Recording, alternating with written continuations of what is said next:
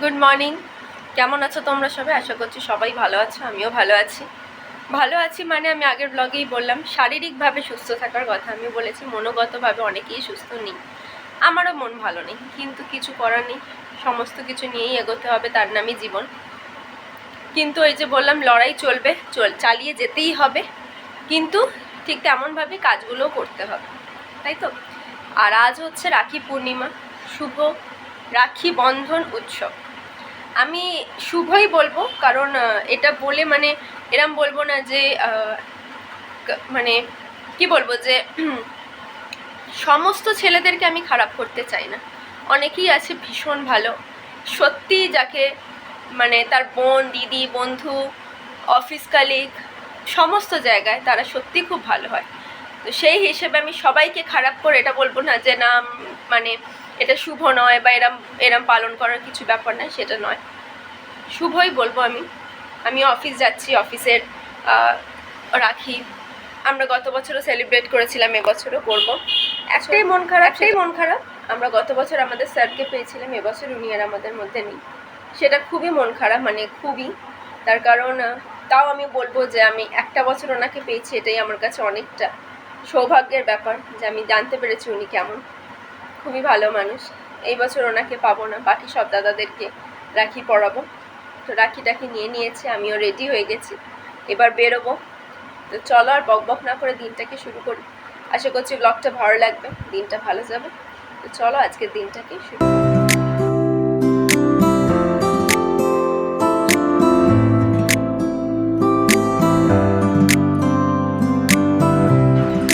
Good evening. বাড়ি এসে গেছি, অফিসেও আমরা রাখি সেলিব্রেট করেছি, কিন্তু ওই যে একটাই মন খারাপ, সেটা হচ্ছে যে স্যার ছিলেন না।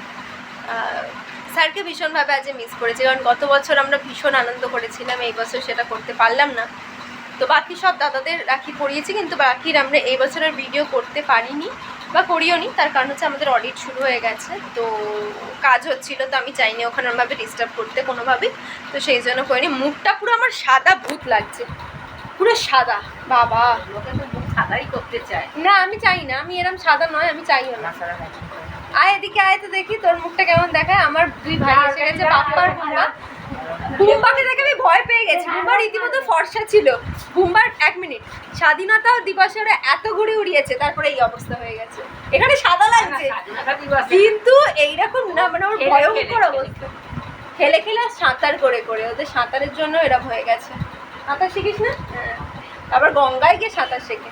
আর এইটারও এদিকে আয় একটু দেখি, সব দুজনকেই ফর্সা ফর্সা লাগে, যাই তো একা একা জান মানে খেলার ফর্সা লাগে, দুজনেরই ভয়ঙ্কর মুখের অবস্থা হয়ে আছে, দুজনেই ফর্সা, দুজনেরই এই অবস্থা। আর আমি কালো, আমাকে ফর্সা লাগছে, এই ব্যাপার। যাই হোক, এইবারে আমি রাখি পরাবো এতে দুজনকে। আর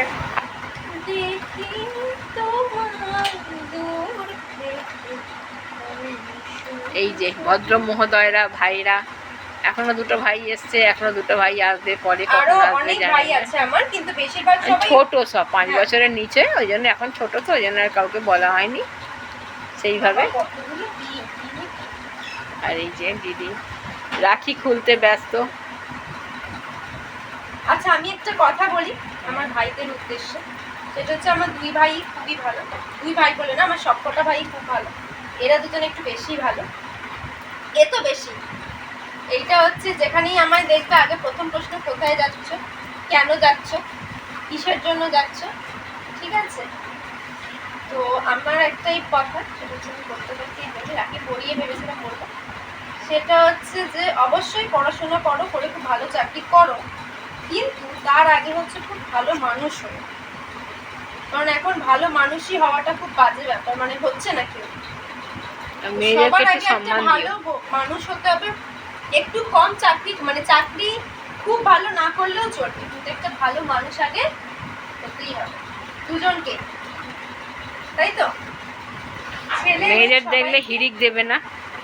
হ্যাঁ, মেয়েদের দেখলে হিড়িক দেবে না? অবশ্যই, এটাই আমি বলতে চাই। কাউকে ভালো লাগতেই পারে না, কাউকে দেখে আর রংখানি থেকে দেখছি কি ছিল আর কি হয়, তার মধ্যে দাঁতগুলো চকচক করছে, সাদা ক্রিম লাগাই, ফর্সা হওয়ার জন্য ক্রিম মাখছিস বুম্বা? তাও হচ্ছে না তো, অত রোদ্দুরে ঘুরলে আর ক্রিম কি করবে বল। আজকেও ঘুড়ি ওড়াতে গেছি। হ্যাঁ বাবা, ওই 42 ডিগ্রি তো খেলতে যেত, আমি তো দেখেই বাবা। বাবা এই সূর্যমুখী আর ও হচ্ছে চন্দ্রমুখী।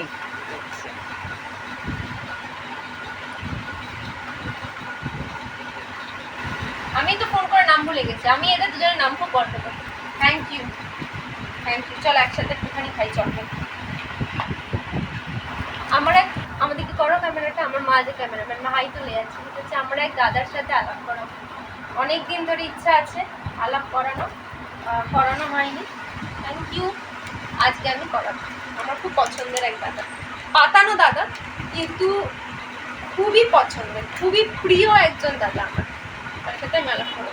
এনাফ জেন্টস কাপ না একটা চকলেট দিদা।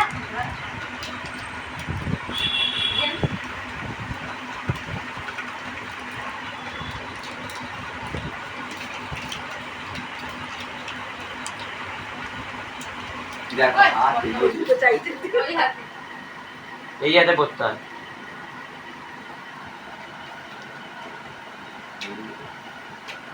এবার হাতটা এরম করো, হ্যাঁ।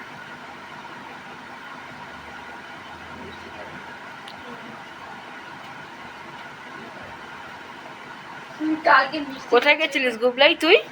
একবারে কোথায় গেছিলিস? একবার মুখে ঢুকিয়ে দেবো। বল বল, উপরে রেখে দিয়ে। এই কি বলছে? কোথায় গেছিলে তুমি ঘুরতে? আইল্যাশটা কি সুন্দর গুলটু।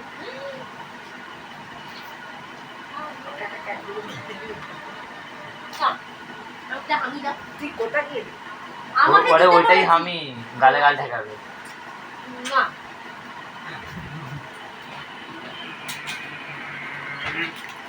দেখি তুমি নেবে? দেবো না। না দেবো না।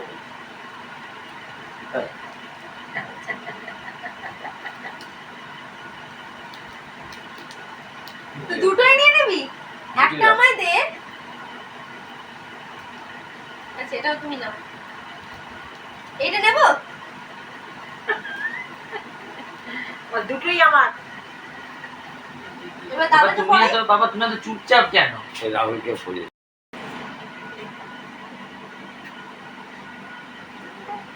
রিয়া কেন বকেছে তোকে? রিয়া কেন বকেছে? কি করছে কে জানে, ওই জানে। কি বললি?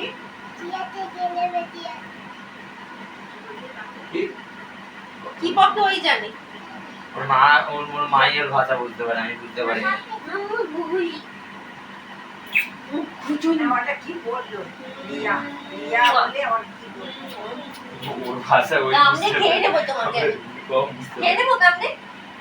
হ্যাঁ দাদা কি বলছে? এই না, রিয়া বকেছে না ছোটু বকেছে, কোনটা? কে বকেছে তোকে? আর তোর বাবা কোথায়? তোর বাবা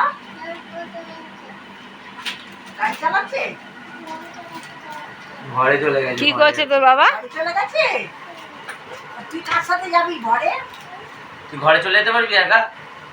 দেখি তো রাখিগুলো একবার দেখা। বুঝে বাবা, এটা তো মানে কি প্লেন নাকি? ছোটা ভীম একটা, এটা ছোটা ভীম আর এটা গনু দাদা। গনু দাদা ছোটা ভীম। এনে দুটো রাখি, দুটো হাতে দুটো রাখি পরে বসে আছে। ভালো ছেলে। ঘুচু ঘুচুং ঘুচুং। হ্যাঁ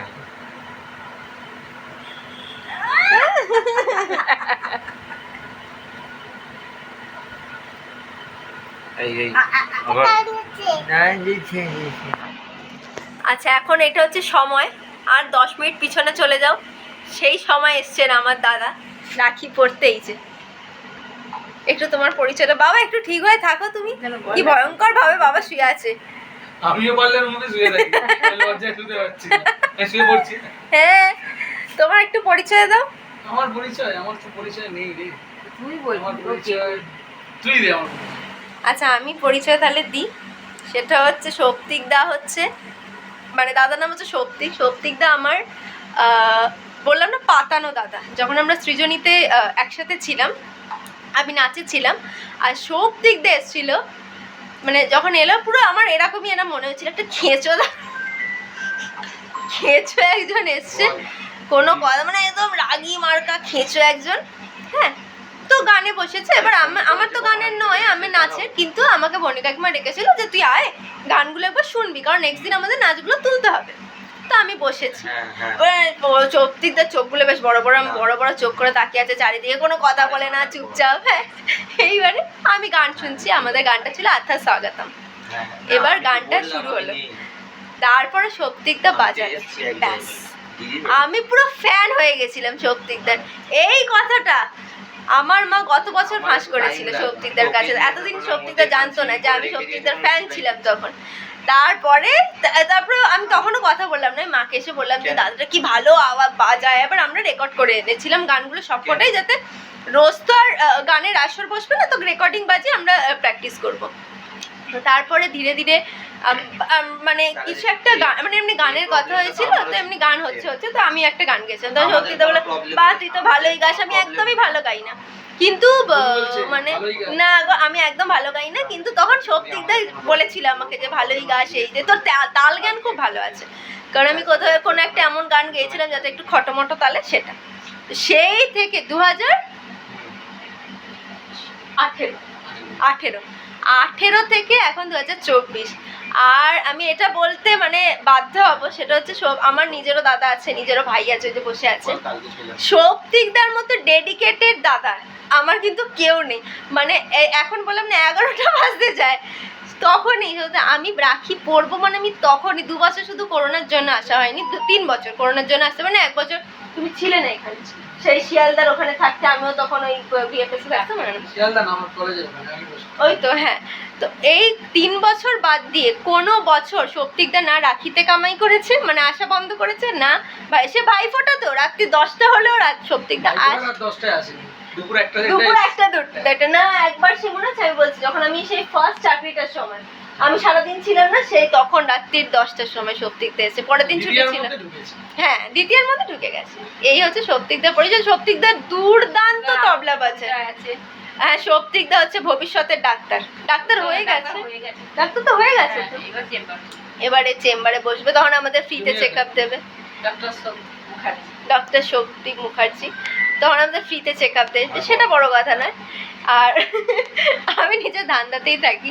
আর সৌপ্তিকদা যেটা মেন জিনিস হচ্ছে, ওই ডাক্তার কথা বাদ দাও, আসলে হচ্ছে সৌপ্তিকদা দুর্দান্ত তবলা বাজায়, দুর্দান্ত। আর আরেকটা যেটা, ওটাকে কি বলে, না ট্রাম কাহন, দারুণ দারুণ, জাস্ট ফাটাফাটি। এটা হচ্ছে সৌপ্তিকদার কি বলে, মানে আমার দাদার।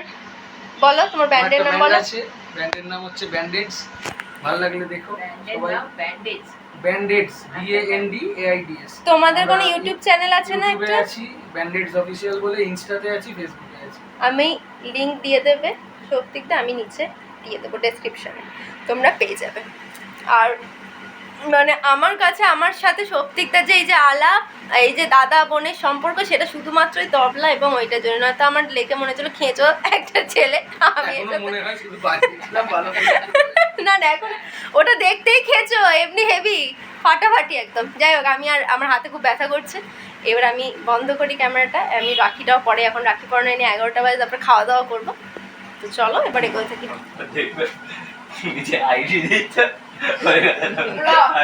আমাকে থানায় তুলে নিয়ে চলে যাবে, একদম বলিস না। চেম্বার বন্ধ, চেম্বার খোলার আগেই বন্ধ। না না, প্রণাম। আরে প্রণাম করতে, আশীর্বাদ করো যাতে তোমার মতো আমি ডেডিকেশন পাই, গান নাচ সব করার। করি তো না, কোনোটাই সব ছেড়ে উদাও করে দিয়েছি। আমি ফার্স্ট আশীর্বাদ করলাম যেন তোর প্রেসারটা একটু বাড়ে। হ্যাঁ ঠিক। এটা আমার দরকার সত্যি। লোকে চাপ নিতে পারে না, ও চাপ কম। এখন বাজে রাত্রির 12 যা যতদূর বলো, 12টা 13। কিছুদিন ধরে মন খুবই খারাপ ছিল, আছে এখনও। এটা বলবো না যে না এখনও খারাপ নেই, এখনও আছে, কিন্তু ওই যে খারাপ থাকলেও সবই করতে হবে, কিছু করার নেই, করতে হচ্ছে, করতে হবে, দুটোই। কিন্তু তার মধ্যে আজকে আমার দিনটা বেশ ভালো কেটেছে, মানে সবাই মিলে একসাথে আনন্দ করে। হ্যাঁ, অফিসেও যেমন একটু মনটা খারাপ ছিল, যে স্যারকে যেহেতু আমি বললাম গত বছর স্যার ছিলেন, এত মজা আমরা করেছিলাম রাখির সময়, এত মজা যে সেটা এবছরে খুব মিস করছি, খুবই মিস করছি যে ওই মানুষটা নেই। কিন্তু কি আর করা যাবে, মানে উনি কোথাও থেকে আমাদের দেখছেন এবং আমি চাই যাতে উনি আমাদের সব সময় আশীর্বাদ করেন যে যাতে এগিয়ে যেতে পারি ভালোভাবে। আমি তো স্যারের কাছে মানে হয় না যে প্রচণ্ড আমি স্যারকে মাঝে মধ্যে জ্বালাতাম, আমি বুঝতে পারতাম না, যে কোনো কাজ বুঝতে পারতাম না স্যারের কাছে গিয়ে, স্যার আমি বুঝতে পারছি না, মানে এরম মানুষের একবার ফোন করে যায় যে স্যার আমি আসবো আপনার রুমে, আপনি ফ্রি আছেন? স্যার হয়তো প্রচণ্ড ভাইটাল কিছু কাজ করছে, আমি গেছি, স্যার কখন এরম বলেনি যে এখন কেন এসছো, স্যার ঠিক আছে এসো বসো আমি বলে দিচ্ছি এরা। তো সেটা আমি স্যারকে সবসময় খুব মিস করি, আমি বলি না আমার মনে হয় সবাই অফিসে খুব মিস করে। তো ওইটা আমি ভীষণ স্যারকে এবছর, তাও এই যে একটা বছর যে আমি ওনার সাথে থাকার মানে কাজ করার সুযোগটা পেয়েছি সেটাতেই আমি অনেক কৃতজ্ঞ, অনেক অনেক। তারপরে বাড়িতে অনেক দিন বাদে সৌপ্তিকদা এলো, তো খুব ভালো লাগলো, কারণ আমি প্রত্যেক বছর অবশ্যই আমার ভাই মানে আমার সব ভাইদের পড়াই রাখি, ভাই ফোঁটা দিই, কিন্তু সৌপ্তিকদার মানে আসেই, যবে থেকে আমাদের এই ভাই বোনের সম্পর্ক শুরু হয়েছে তবে থেকেই সৌপ্তিকদা আসে। তো মাঝখানে ওই যে বললাম 1-2 বছর আসতে পারেনি, গত বছরে আগের বছর এসেছিলো কিন্তু গত বছর আসতে পারেনি, তার একটাই কারণ হচ্ছে যে ওই মানে আমারও অনেকটা দেরি হচ্ছিল আসতে অফিস থেকে, আর সৌপ্তিকদাও না তখন মানে যেখানে সৌপ্তিকদার কলেজ সেখানে থাকতো, তো এই জন্য আসা হয়নি। পরে একদিন এসেছিলো, এরম হয়েছিল। তো আমি দেখাই যে সৌপ্তিকদা আমাকে কি গিফট দিয়েছে, এই দেখো মিল্টনের এই ওয়াটার বটলটা। এবার আমি বলি, আমি যে টিফিন বক্সটা দেখো লাল রঙের টিফিন বক্সটা, সৌপ্তিকদা যখনই আমায় যাই দেয় সেটা খুব উপকারী জিনিস হয়। আমায় একবার কফি মাগ দিয়েছিল, কিন্তু ওটাই আমি সৌপ্তিকদা বললাম যে কফি মাগটাতে আমার খাওয়া হয়নি এখন অব্দি কফি, ওটাকে আমি পেন স্ট্যান্ড বানিয়েছি, কারণ ওই কফি মাগটা এত সুন্দর জিগজ্যাগ টাইপের দেখতে, আমি ওটাকে পেন স্ট্যান্ড বানিয়েছিলাম, আমি তোমাদের দেখাবো কখনো।